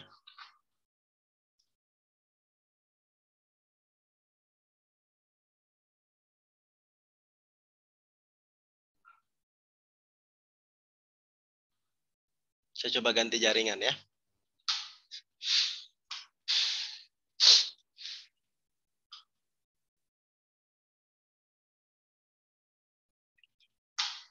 Oke, gimana suaranya bisa terdengar? Bisa, Pak. Oke. Ya ini kondisi online nih begini ya, jaringan macam-macam ya. Oke, ya tadi kita lanjut. Nah, jadi jawaban yang benar memang 0,25. Ini mudah sekali lah ya. Jadi di situ kan yang ditanya gram NaOH yang harus ditimbang untuk membuat 500 ml NaOH 500 ppm atau kadang dalam UKI bisa dituliskan BPJ ya. bagian per juta. Nah, jadi jangan heran kalau ada istilah BPJ itu sama dengan ppm ya. Seperti tadi istilah-istilah itu, ppm kadang di UKI diganti BPJ. Nah, ini dia mau buat larutan NaOH, konsentrasinya 500 BPJ, sejumlah 500 ml, tapi dari NaOH padatan. Berarti berapa yang harus ditimbang dia kan? Nah, maka ini tujuan saya di sini adalah untuk konversi satuan gitu. Jadi peserta paham, tahu cara mengkonversi satuan. Jadi kalau ppm itu sama dengan mikrogram per mililiter. Nah, atau bisa juga ppm itu sama dengan miligram per liter. Jadi sama ya. Bisa mikrogram per mililiter atau bisa miligram per liter. Jadi itu sama sebenarnya dengan ini. Nah, jadi berarti kalau ingin diketahui 500 ppm, sudah diketahui mau dibuat, kemudian volumenya juga sudah diketahui 500 ml, maka yang ditanyakan adalah berapa gram yang harus ditimbang dalam gram ya. Maka di sini yang dilihat dari konversi itu kan masih mikrogram. Nah, kalau dihitung 500 ppm sama dengan mikrogram per 500 ml, maka kita bisa hitung dikali berarti ya berapa mikrogramnya ini adalah dengan mengalihkan 500 ppm dikali 500 ml sama dengan 250.000 mikrogram. Tapi pertanyaannya kan bukan dalam mikrogram, tapi pertanyaannya adalah dalam gram. Nah, maka dikonversi. Mikrogram ke gram berarti dibagi berapa? Dibagi sejuta ya. Bagi 6 berarti. 1, 2, 3, 4, 5, 6. Nah, berarti dia bergeser ke kiri karena dibagi berarti 0,25 gram ya. Jawaban tadi berarti sudah betul ya. Nih. Oke, coba kita lanjut karena waktu ya. Nah, ini juga sama, berapa yang ditimbang? Ini saya pikir sama ini. Nggak beda dari tadi. Coba Frida. Frida jawab apa yang ini? Iya, Pak. Frida jawab apa soal nomor 4? Berapa gram NaOH yang harus ditimbang untuk buat 500 ml larutan NaOH 0,1 N? Saya jawabnya A, Pak. A, 0,2 ya. Berarti ini sama dengan yang tadi ya. Tapi bedanya yang ingin dibuat adalah dalam normal, bukan dalam ppm. Nah, kita lihat ya. Berarti tadi jawabannya A. Nah, ini kita lihat ya, coba kita hitung lagi. Jadi berapa NaOH yang harus ditimbang untuk membuat 500 ml NaOH 0,1 N? Nah, ada nggak yang jawab 2 gram? Iya, Pak. Ada ya? 2 gram. Ada ya? Nah, gimana tuh caranya bisa dapat 2 gram?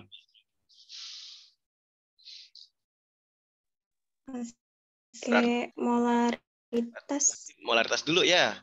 Berarti molaritas kan adalah gram per mr. mr-nya berapa nih? Bisa kita hitung. NaOH. Na23 1000 ya mililiter. Oke, maka kita akan dapat berapa? Bentar. Nah, ini terus gimana nih? Seperti ini kan ya. Molaritasnya kita bisa lihat dari N ini. Nah, N ini kan 0,1 N. Tapi karena ini normalitas, maka kita harus konversi ke molaritas dulu. Nah, konversinya kalau molaritas itu kan adalah, kalau normalitas itu adalah molaritas kali valensi kan? Berarti kebetulan ini valensi NaOH 1. Nah, berarti karena dia valensinya 1, maka sama 1. Kebetulan valensinya 1. Kalau valensinya 2, beda lagi. Nah, kalau valensinya 2, berarti kita beda itu. Normalitasnya 0,1 misalnya. Kemudian berapa molaritasnya kalau valensinya 2. Nah, berarti ini sudah beda ini. Berarti 0,1 dibagi 2, 0,05 gitu ya. Tapi karena ini valensi NaOH 1, maka dia normalitasnya sama dengan molaritas. Maka tentunya kita bisa dapat gram di situ. Kita hitung ya. Nah, 0,1 dikali 40 kali 500, kemudian dibagi 1000. 2 gram ya. Nah, itu jadi sebenarnya sederhana aja nih. 500 dibagi 1000. Nah, itu. Hati-hati tadi untuk yang menjawab 0,2 mungkin ada kesalahan dalam sedikit menghitung ya. Nah, jadi dapatlah di sini jawabannya adalah 2 gram. Nah, rumus yang bisa digunakan seperti itu. Ya. Oke, lanjut. Nah, selanjutnya ini ada membuat larutan dari larutan yang pekat. Berarti bisa jadi membuat larutan ini dari konsentrasi yang sama, bisa jadi juga konsentrasinya yang berbeda. Intinya membuat larutan dari larutan yang pekat. Kalau buat larutan dari larutan yang pekat bisa jadi itu bisa pengenceran ya. Bisa pengenceran. Ada molaritas awal misalnya, dan juga nanti berapa yang diinginkan. Nah, secara umum bisa MV seperti itu. Dan konsentrasinya bisa berganti-ganti, bisa M, bisa persen, bisa normal. Tapi konsepnya kalau pengenceran seperti ini. Karena membuat larutan dari larutan yang pekat. Berarti ada konsentrasi 1 kali volume 1 sama dengan konsentrasi 2 kali volume 2. Nah, berarti kalau soal ini dia tidak bukan berapa yang ditimbang, tapi berapa yang dipipet gitu. Karena di sini kita ketahui ada stoknya, konsentrasi yang pekat, ya. Kemudian kita ingin buat dia konsentrasi tertentu, volume tertentu, ya, larutan yang pekat ini untuk membuat larutan yang diinginkan.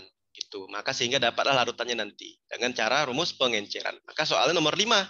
Nah, berapa mililiter volume larutan H2SO4 pekat yang harus dipipet? Nah, kalau misalnya di situ ada diketahui di situ ya, memerlukan H2SO4 titran konsentrasinya 0,1 N sebanyak 0,5 liter. Nah, jadi yang ingin dibuat itu adalah H2SO4 0,1 N sebanyak 0,5 liter atau 500 ml. Sementara di lemari asamnya itu yang diinginkan. Kalau dalam normal kan gampang itu. NV aja kan? NV saja dapatlah N. Tapi di sini konsentrasi awalnya itu dalam persen. Tapi ingin dibuat dalam normal. Nah, berarti di sini kita membutuhkan massa jenis. Maka ada massa jenis di sini. Nah, sehingga kita nanti bisa menghitung. Jadi langkah pertama itu adalah mengkonversi dulu 96% itu setara dengan berapa? Dengan berapa molar gitu. Maka rumus yang bisa kita gunakan adalah, nah, nanti akan saya jelaskan. Tapi ini kira-kira nomor 5, ada yang jawab nggak nih? Sabrina jawab apa ini yang nomor 5? Belum, Pak. Belum, Juga ya? belum dapat. Belum. Yang lain ada yang dapat nggak? Atau belum semua?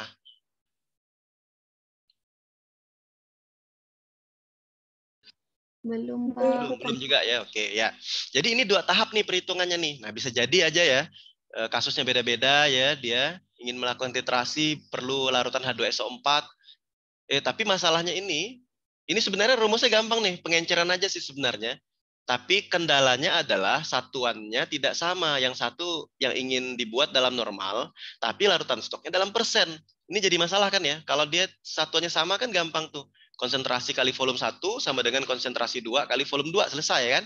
Nah, tapi karena ini beda konsentrasi, maka kita harus setarakan dulu konsentrasinya. Caranya gimana? Nah, maka ini kan adalah larutan pekat.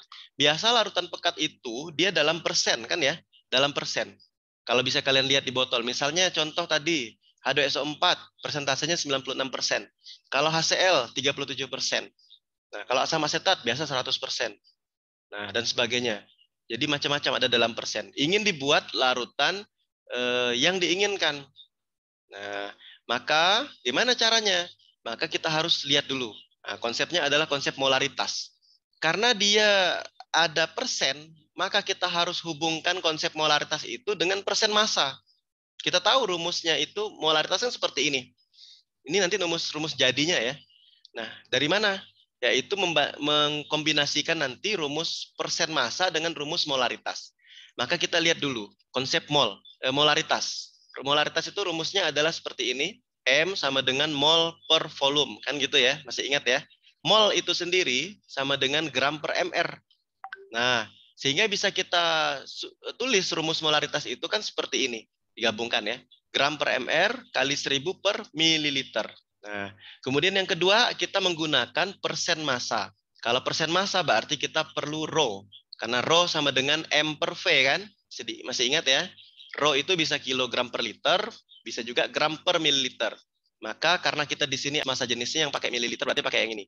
Nah, ini bisa kita ganti seperti ini kan? Rho gram per mililiter bisa sama dengan gram sama dengan rho dikali liter. Nah, rumus yang satu ini kita substitusikan dengan rumus yang I2 ini.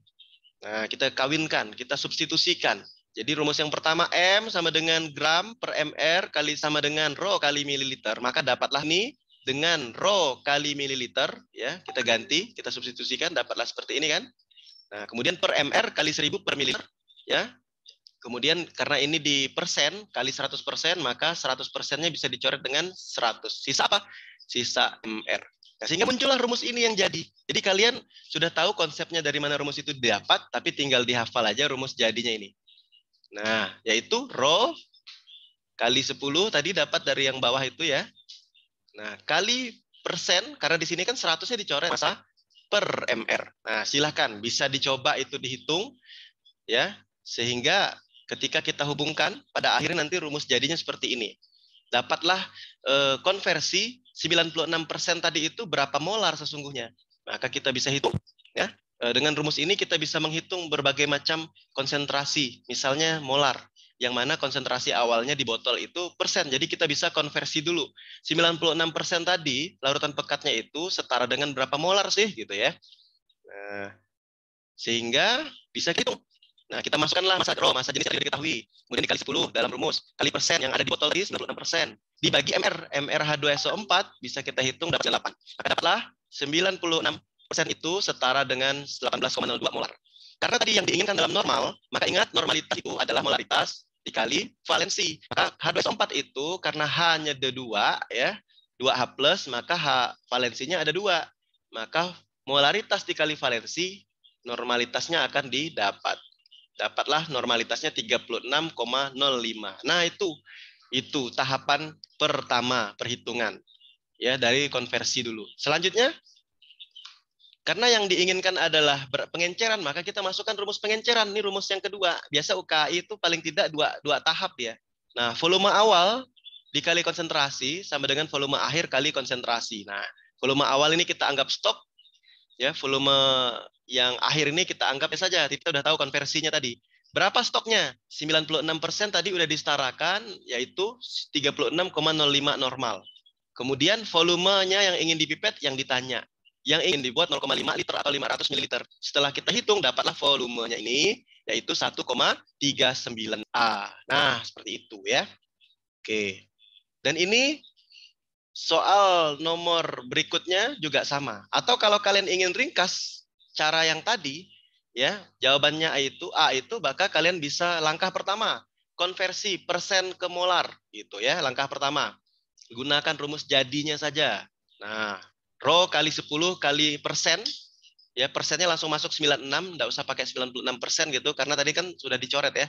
Langsung dibagi MR, dapatlah ini, molaritas. Kemudian disetarakan ke normal, berarti dikalikan valensinya, dapatlah dia normal. Setelah dapat, tinggal di rumus pengenceran, tahap yang kedua, NV. Nah, masukkan N yang disetarakan tadi, kemudian masukkan juga yang diinginkan volumenya. Nah, gitu. Jadi apoteker itu harus memipet 1,3 ml larutan H2SO4 pekat menggunakan pipet ukur kalau dia ingin membuat H2SO4 0,1 normal sebanyak 500 ml. Nah, saya pikir itu konsepnya. Kalau ada keluar seperti itu ya, ada dua tahapan bisa jadi ya. Ada tahapan pertama, tahapan kedua.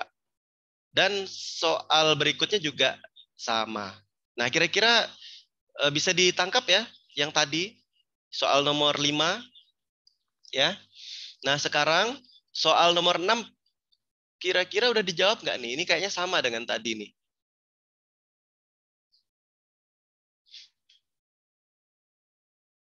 Ya sama ya, ini ya dalam persen. Ya, ada massa jenisnya. Kemudian yang ditanya adalah molaritasnya. Nah, udah ketemu jawabannya yang ini?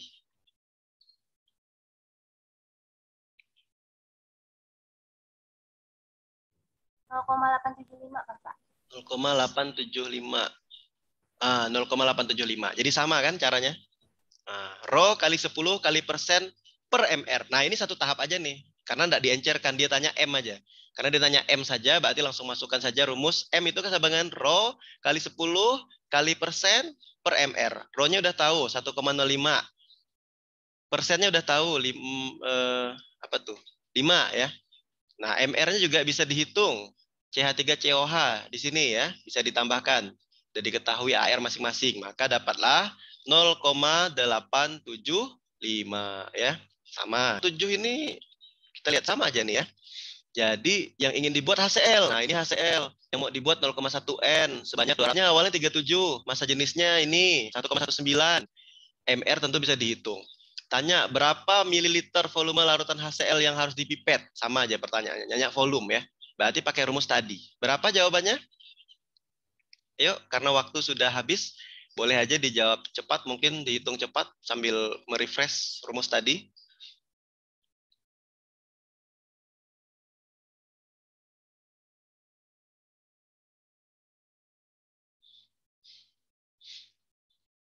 Ada?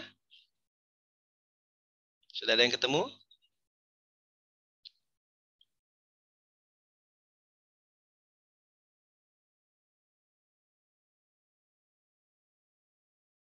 Rama dan tidak ketemu?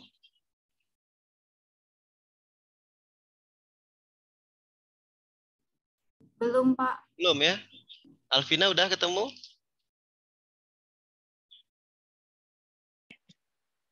Nomor 7. Belum selesai, Pak. Oh, belum ya? Belum ada yang ketemu nih. Tapi sama ya rumusnya. Dari tahu itu coba boleh dihitung. Konsentrasi yang diinginkan 0,1 N, volumenya 250. Stoknya tahu 37% dan masa jenisnya tahu. Pakai rumus yang tadi. M sama dengan rho kali 10 kali persen per MR. Coba. Sudah dapat nggak? 12,063 bukan, Pak? 12,063. Nah, 12,063 ya. Itu baru konversinya. Sekarang yang diminta adalah berapa volumenya yang harus dipipet. Berarti 2 langkah ini. Nah, langkah pertama itu konversi dulu. Konsentrasi H2SO4 pekat dari persen menjadi M. Kalian dapatlah tadi, masukkan rho 1,19 kali 10 kali 37 bagi 36,5 dapat 12,06 molar. Karena tadi yang diingin ke normal. Kebetulan HCl ini valensinya 1. Jadi molaritas kali valensi sama dengan 12,06 tetap sama-sama ya. Karena 12,06 kali 1 kan tetap 12,06 normal.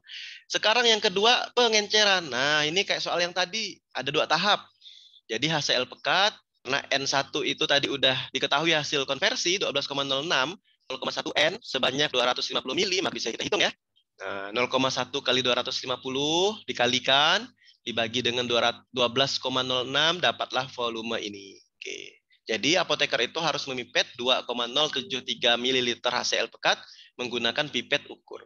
Jadi ini 2 tahap. Ada konversi yang pertama, yang kedua pengenceran. Oke, mudah-mudahan bisa difahami ya. Tadi belum selesai tuh, 12,06 itu bukan mililiter, tapi baru normal atau baru molar. Nah, dilanjutkan lagi dengan rumus pengenceran untuk mengetahui berapa volume yang diperlukan. Oke, ini 2 terakhir saya pikir mudah saja, hanya pengenceran biasa, ya. Berapa jawabannya?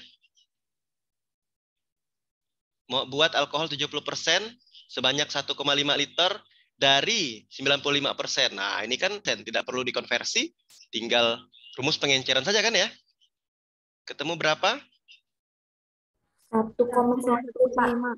Ya, 1,1 sekian ya. Nah, jadi rumus pengenceran aja nih. Rumus awal stok ya, volume akhir itu yang ingin dibuat. Konsentrasi volume. Yang ingin di stoknya adalah 95%. Ingin diketahui berapa yang dipipet berarti X. Tapi jangan sampai terbalik nih masukannya. Jangan sampai X-nya kemana gitu ya. Harus betul-betul nih. Makanya volume awal kali konsentrasi awal. Jangan sampai terbalik. Volume awal malah dikali konsentrasi akhir. Kadang suka terbalik gitu. Nah, konsentrasi yang ingin dibuat 70% sebanyak 1,5 liter ya tinggal dihitung dapatlah 1,1 liter. Tinggal dilihat lagi nanti di soal dia minta liter, mililiter atau apa. Oke, yang terakhir sama ini. Terakhir nih, harusnya bisa jawab sendiri. Yang mana jawabannya? 0,075, Bapak. 0,07. Oh. Jadi di sini molaritas yang ingin dibuat udah tahu 0,96, volumenya 1.500 ml atau 1,5 liter. H2SO4-nya udah diketahui molar. Nah, kalau ini gampang lah ya. Kalau tadi persen kan harus dikonversi dulu. Kebetulan sama-sama molar ya berarti tinggal pengenceran biasa kan ya. Nah, kalau pengenceran biasa ya MV saja. Dapatnya berapa tadi? 0,075 atau 75? Yang Oh ya. Ya, kita lihat satuannya ya, lihat satuan. Nah, karena tadi dikali, kalau dikali berarti 1,5 kita jadikan 1000 kali 1000, 1.500 ya. kemudian dikali 0,9 dibagi 18. Ya, jadi 75, tadi kalian jawabannya A ya? Coba dihitung lagi. D, Pak. Ya, harusnya ini kan? Ingat, lihat satuannya. Jadi jangan sampai terkecoh, kalian langsung kali 18 dikali 1,5 dibagi 0,9. Ya, atau kalian gimana bisa dapat 0,075 tadi ya? 1,5. Belum diubah, Pak, liternya. Oh, itu belum dirubah. Kalian menghitungnya mungkin 1,9 kali 1,5 kemudian bagi 18. Wah, langsung. Padahal ini ingat, ini liter. Tapi yang ditanya mililiter. Nah, tapi tadi selalu ada distraktor yang mungkin kalian, ketemu jawaban A. Yakin nih, padahal belum tentu. Karena distraktor ini. Ya, karena satuannya. Nah, ternyata kalau kita gegabah, ternyata jadi salah gitu. Padahal jawabannya D. Nah, gitu. Mungkin demikian untuk hari ini karena udah lewat ya. Mohon maaf nanti karena harus dilanjutkan dengan Bu Vika kan ya. Terima kasih atas perhatiannya ya. Mohon maaf atas segala kekurangan. Assalamualaikum warahmatullahi wabarakatuh. Dan pertemuan selanjutnya kita akan lanjutkan ini ya. Nah, kita akan lanjutkan ini analitik kualitatif kuantitatif yaitu metode analisis konvensional gitu ya. Oke. Selamat pagi. Assalamualaikum warahmatullahi wabarakatuh. Waalaikumsalam warahmatullahi wabarakatuh. Makasih, Pak. Waalaikumsalam warahmatullahi wabarakatuh. Terima kasih banyak, Pak.